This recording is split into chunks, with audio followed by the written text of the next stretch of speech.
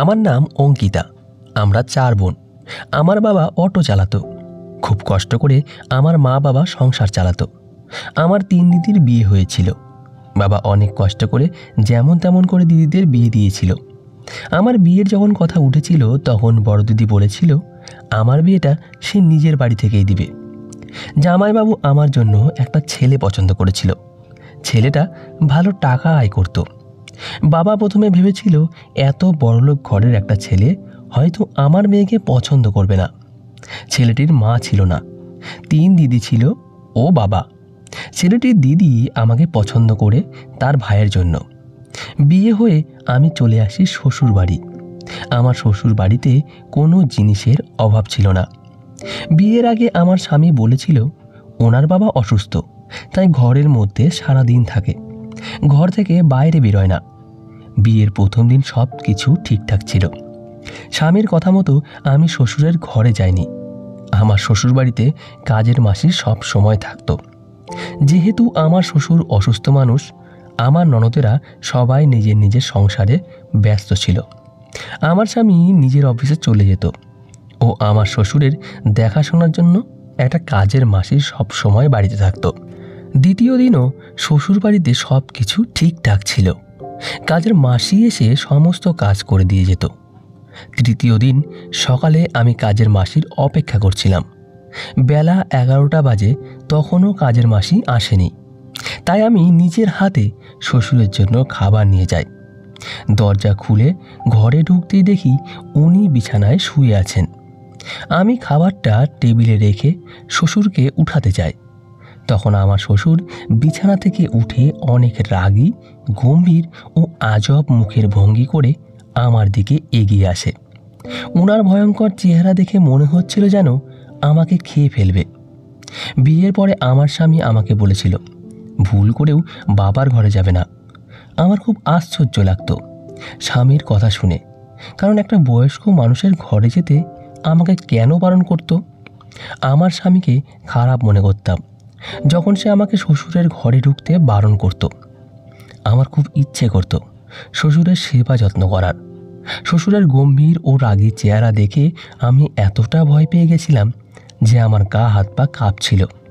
শ্বশুর আমার দিকেই এগিয়ে আসছিল। আমি ভয়ে পিছন দিকে সরে যাচ্ছিলাম। বাড়িতে কেউ ছিল না, তাও আমি ভয়ে চিৎকার করে আমার স্বামীকে ডাকছিলাম। তখন আমার স্বামীর কথাগুলো মনে পড়ছিল। আমার স্বামী বারণ করেছিল শ্বশুরের ঘরে ঢুকতে। তখন আমার মনে হয়েছিল স্বামীর কথা না শুনে অনেক বড় ভুল করেছি। আমি ভয়ে অনেক কান্নাকাটি করছিলাম। হাত জোর করে শ্বশুরকে বলছিলাম আমাকে ছেড়ে দেন। উনি আমার কোনো কথা শোনেনি। তারপর আমাকে বিয়ের পরে কখনো ভাবিনি আমার স্বামী আমাকে এতটা ভালোবাসবে। বিয়ের পরে 3-4 দিন সব কিছু ঠিক ছিল, কিন্তু 5 দিনের দিন কাজের মাসি যখন বাড়ি আসেনি তখন আমার স্বামী অনেক বেশি অস্থির হয়ে যায়। সেদিন কাজের মাসি আসেনি, তাই আমি নিজের হাতেই রান্নাবান্না করে নিয়েছিলাম এবং শ্বশুরের জন্য যখন খাবার নিয়ে যায় তখন আমার স্বামী আমার হাত থেকে খাবারের থালাটা নিয়ে বলে তোমাকে বাবার ঘরে যেতে হবে না, আমি খাবারটা দিয়ে আসছি। প্রথমে ভাবতাম আমি বাড়ির নতুন বউ, তাই হয়তো আমার বর আমাকে খুব বেশি কাজকর্ম করতে দেয় না, ও তার বাবার সেবা যত্ন করতে দেয় না। বিয়ের পরে আমার শ্বশুরের সাথে মোট 2 বার দেখা করেছিলাম, তাও সেই সময় যখন আমার স্বামী সঙ্গে ছিল। আমার স্বামী বেশ কয়েকদিন অফিসে যায়নি, তাই আমি তাকে বলি তুমি অফিসে যাও না কেন, বেশ কয়েকদিন হয়ে গেছে। তখন সে আমাকে উত্তর দেয় তুমি এই বাড়িতে একা থাকো, যতদিন না একটা নতুন কাজের মাসির খোঁজ পায় ততদিন তোমাকে একা ছেড়ে অফিসে যাব না, আর বাবার সেবা যত্ন ও বাড়ির সমস্ত কাজ তুমি একা হাতে সামলাতে পারবে না। স্বামীর কথা শুনে আমি খুব খুশি হয়েছিলাম, কারণ সে আমাকে খুবই ভালোবাসত। আমার স্বামী কাজের মাসি খুঁজে নিয়ে আসতো, কিন্তু সেই কাজের মাসিরা 4-5 দিন আসার পরে আর আমাদের বাড়িতে আসতে চাইতো না। যেমন তেমন করে একটা কাজের মাসি বাড়িতে কাজ করার জন্য রাজি হয়। সেই কাজের মাসিকে আমার স্বামী মাসে 6,000 টাকা দেওয়ার কথা বলে। 6,000 টাকার কথা শুনে কাজের মাসি থাকতে রাজি হয় এবং সে বেশ কয়েকদিন বাড়িতে কাজ করে। প্রায় 7-8 দিন পরে আমার স্বামীর সঙ্গে রাতের বেলা শুয়েছিলাম। ঠিক সেই সময় আমার শ্বশুরের ঘর থেকে চিৎকারের আওয়াজ আসে। চিৎকারের আওয়াজ শুনে আমি উঠে বসে যাই এবং স্বামীকে জিজ্ঞেস করি, তোমার বাবার ঘর থেকেই চিৎকারের আওয়াজ আসছে। আমার স্বামী বলে, কোনো আওয়াজ আসছে না, তুমি চুপচাপ শুয়ে পড়ো। আমি তখন বলি, তুমি আমাকে মিথ্যা কথা কেন বলছো? তোমার বাবার ঘর থেকে আওয়াজটা আসছে। তুমি যদি দেখতে না যাবে তাহলে আমি দেখে আসবো কী চিৎকার করছে এবং কেন চিৎকার করছে। তখন আমার স্বামী আমাকে রেগে বলে, বেশি বাড়াবাড়ি একদম করবে না, আমি যেটা বলছি সেটাই শোনো, চুপচাপ শুয়ে পড়ো। আমার বর এমনি আমার সঙ্গে খুব ভালো ব্যবহার করতো, কিন্তু আমি যখনই তার বাবার ব্যাপারে কিছু জিজ্ঞেস করতাম বা তার বাবার ঘরে যাওয়ার কথা বলতাম, তখনই আমার স্বামী আমার সঙ্গে রাগারাগি করত। কিছুদিন শ্বশুরবাড়িতে থাকার পরে আমার সন্দেহ হয়েছিল যে আমাদের বাড়িতে কিছু তো একটা গণ্ডগোল হচ্ছে। সেদিন সকালবেলা যখন আমি ঘর থেকে বেরোই, তখন দেখি কাজের মাসি শ্বশুরের ঘর থেকে খুঁড়িয়ে খুঁড়িয়ে বেরোচ্ছে। সে ঠিকঠাক হাঁটতে পারছে না এবং তার চুলগুলো এলোমেলো হয়ে আছে। তার জামা কাপড়ও ঠিকঠাক অবস্থায় নেই। আমি অবাক হয়ে তার কাছে গিয়ে জিজ্ঞেস করি, তোমার এই অবস্থা কী করে হলো? কাজের মাসি আমাকে উত্তর দেয়, সিঁড়ি থেকে পড়ে গেছিলাম, ওই জন্য আমি ঠিকঠাক হাঁটতে পারছি না। তার কথা শুনে আমার সন্দেহ হয়েছিল। কাজের মাসি ওই অবস্থাতে বাড়ির কাজকর্ম করছিল, কিন্তু আমি তাকে বারণ করি। আমি বলি, তুমি এখন আরাম করো, সুস্থ হয়ে কাজ শুরু করবে, তোমার অবস্থা খুবই খারাপ আছে। আমি যখন তার হাত ধরে তাকে একটা জায়গায় বসাতে নিয়ে যাচ্ছিলাম, তখন তার হাতে দেখলাম লাল দাগ হয়ে আছে। ওটা দেখে আমার অনেক বেশি সন্দেহ হয়েছিল। আমি বুঝতে পেরেছিলাম কিছু গণ্ডগোল আমার শ্বশুরের ঘরেই আছে। তারপর আমি কাজের মাসিকে বলি, আজ খাবারটা শ্বশুরের ঘরে আমি দিয়ে আসবো, তুমি এখন আরাম করো। তখন কাজের মাসি বলে, ম্যাডাম, আপনার পায়ে ধরছি, আপনি ওই ঘরে যাবেন না, স্যার বারবার বলে গেছে আপনার খেয়াল রাখতে, দয়া করে আপনি ওই ঘরে যাবেন না। কাজের মাসির কথা শুনে আমি অনেক বেশি অবাক হয়েছিলাম। আমি বুঝতে পারছিলাম আমার স্বামীর মতো সেও কেন বারবার আমাকে শ্বশুরের ঘরে যেতে বারণ করছিল। এই সব দেখার পরে আমার সন্দেহ আরও বেশি হয়ে যায় আমার শ্বশুরের প্রতি। বরের বাড়ি আসার পরে আমি বরকে কাজের মাসির ব্যাপারে সমস্ত কথা বলি। স্বামী তখন আমাকে রেগে বলে, তুমি ওই সব নিয়ে কেন বারবার মাথা ঘামাচ্ছ? তোমাকে আমি এর আগেও বলেছি, বাবাকে নিয়ে অত বেশি মাথা ঘামানোর দরকার নেই। আর কাজের মাসি হয়তো মিথ্যা বলছে, তার বাড়িতে হয়তো তার স্বামী তাকে মেরেছে, আর তোমাকেও মিথ্যা কথা বলছে, এটাও তো হতে পারে।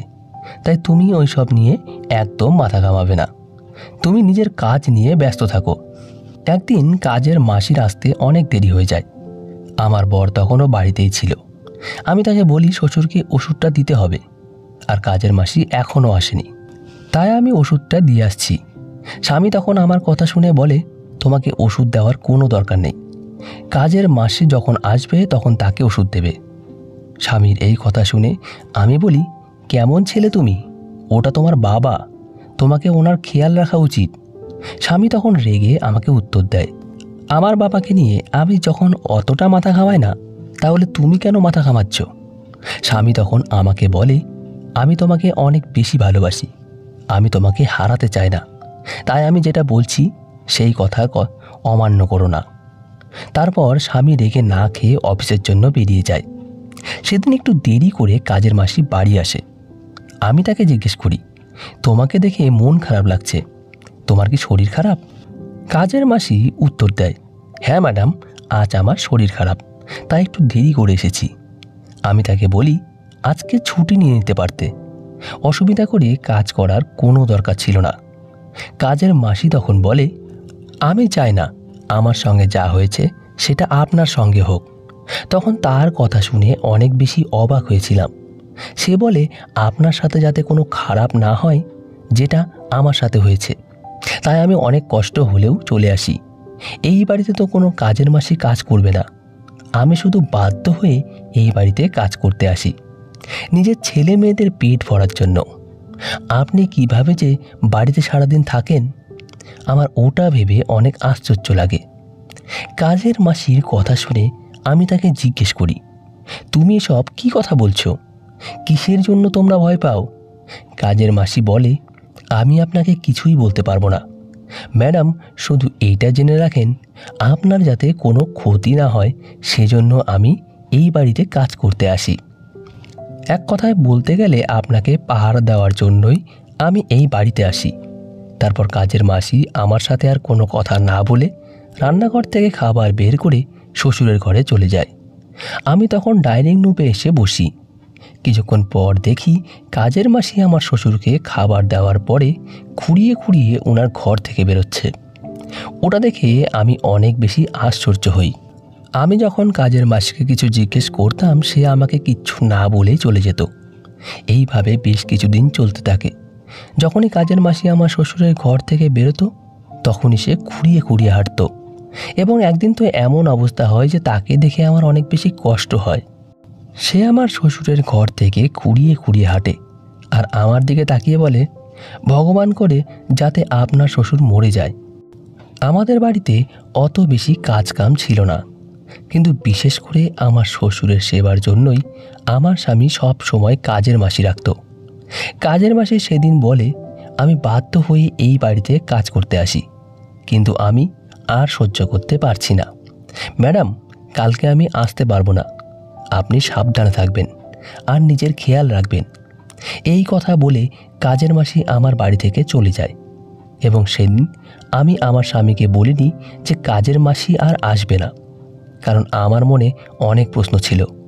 আমি জানতে চেয়েছিলাম আমার শ্বশুর কাজের মাসিদের সঙ্গে এমন কি করেন যে তারা ভয়ে আমার বাড়িতে থাকতে চায় না, এবং কাজের মাসিরা অভিশাপ দিত যাতে আমার শ্বশুর তাড়াতাড়ি মরে যায়। পরের দিন সকালবেলা স্বামী অফিস যাওয়ার জন্য রেডি হয়। তখন আমাকে জিজ্ঞেস করে, সকাল 9টা বাজে, এখনও কাজের মাসি আসে না কেন? কাজের মাসি না আসার কারণে অনেক বেশি অস্থির হয়ে যায়।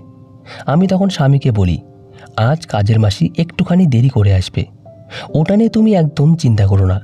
তুমি খাওয়া দাওয়া করে অফিসের জন্য বেরিয়ে পড়ো, কাজের মাসি ঠিক চলে আসবে। আমি স্বামীকে মিথ্যা কথা বলি এবং সে ভালোবেসে আমার মাথায় হাত বুলিয়ে অফিসের জন্য বেরিয়ে পড়ে। যাওয়ার আগে বলে সাবধানে থাকবে। স্বামী চলে যাওয়ার পরে আমি খাবারের প্লেটটা নিয়ে শ্বশুরের ঘরে যাই।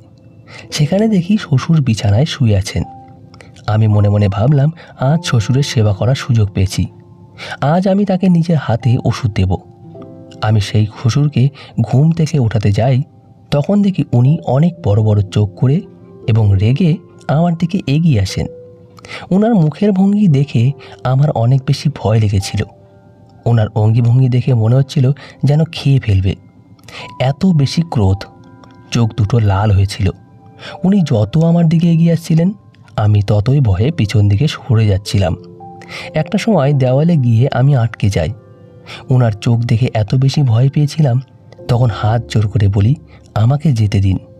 তখন আমি চিৎকার করে আমার স্বামীকে ডাক দিই। আমি তখন বাড়িতে একাই ছিলাম, জানতাম আমাকে বাঁচানোর জন্য এখন কেউ আসবে না। তারপরে আমি ভয়ে অজ্ঞান হয়ে যাই। কিছুক্ষণ পরে আমার যখন জ্ঞান ফেরে তখন চোখ খুলে দেখি আমার স্বামীর কোলে মাথা আছে। তখন উঠে আমি কাঁদতে কাঁদতে স্বামীকে জড়িয়ে ধরি। সেও আমাকে জড়িয়ে ধরে আর বলি, তুমি ঠিক আছো তো? তোমার কিছু হয়নি তো? আমি তাকে কাঁদতে কাঁদতে বলি, আমার কিচ্ছু মনে নেই। তোমার বাবার ওই রকম রূপ দেখে আমি অনেক বেশি ভয় পেয়ে অজ্ঞান হয়ে গেছিলাম। আমাকে এখান থেকে দূরে কোথাও নিয়ে চলো, আমি এই বাড়িতে থাকতে পারবো না। তখন আমার স্বামী আমার মাথায় হাত বুলিয়ে বলে, এই জন্যই আমি তোমাকে বাবার ঘরে যেতে বারণ করেছিলাম, কিন্তু তুমি আমার একটাও কথা শোনোনি। আমি তখন স্বামীকে জিজ্ঞেস করি, তোমার বাবা এরকম মানুষ কেন? স্বামী তখন মাথা নিচু করে বলে, আমার বাবার এখন মাথা খারাপ হয়ে যাওয়ার মতন অবস্থা হয়ে গেছে, কারণ আমার বাবা কোনো মহিলাকে সহ্য করতে পারতো না। আমার মা আমার বাবার জন্যই আত্মহত্যা করেছিল, কারণ আমার বাবা খুব অত্যাচারী মানুষ ছিলেন। আমার মায়ের উপর অনেক মারধর করতেন। আমার দিদিরাও এই সব কারণের জন্য বাবার সঙ্গে কোনো সম্পর্ক রাখেনি। ছোটবেলাতে দিদিদের উপরেও অনেক অত্যাচার করত, মারধর করত। আমি এ কারণে বাবাকে পছন্দ করি না। আমার বাবার জন্য আমার মা আজ এই পৃথিবী ছেড়ে চলে গেছে। বাবা এত বেশি অত্যাচার করত মায়ের উপরে, মা বাধ্য হয়ে আত্মহত্যা করে। মায়ের আত্মহত্যার পরে বাবা প্রত্যেক দিন রাতে মায়ের স্বপ্ন দেখত, আর সকাল হলেই বলতো সে আমাকে মেরে ফেলবে। বাবা এত বেশি ডিপ্রেশনে চলে যায় যে তার এখন পাগলের মতন অবস্থা হয়ে গেছে। যারা অত্যাচারী লোক, ভগবান তাদেরকে হয়তো এইভাবেই শাস্তি দেয়। যে লোকগুলো মেয়েদেরকে লাচার এবং দুর্বল মনে করে, তাদের উপর অত্যাচার করে, সেই সব মানুষকে আমি ঘৃণা করি। আমি লজ্জায় তোমাকে এই কথাগুলো বলিনি। আমি জানতাম এসব জানার পরেও তুমিও আমার বাবাকে ঘৃণা করবে এবং ভয় পাবে। এসব বলার পরে আমার স্বামী আমাকে জড়িয়ে ধরে কাঁদতে থাকে। তখন আমি তাকে বুঝিয়ে বলি, যতই হোক উনি তোমার বাবা। তারপর দিন দিয়ে আমার শ্বশুরের অবস্থা খুবই খারাপ হতে থাকে। ওনার অবস্থা এতটাই খারাপ হয়ে যায় যে বাড়িতে উনি যাকেই দেখতেন তাকে মারধর শুরু করতেন এবং কোনো জিনিসপাতি দেখলে ভাঙচুর শুরু করতেন। এসব কারণের জন্য আমার স্বামী ওনাকে ঘরের মধ্যে বন্ধ করেও রেখেছিল কিছুদিন, কিন্তু এতে কোনো কাজ হয়নি।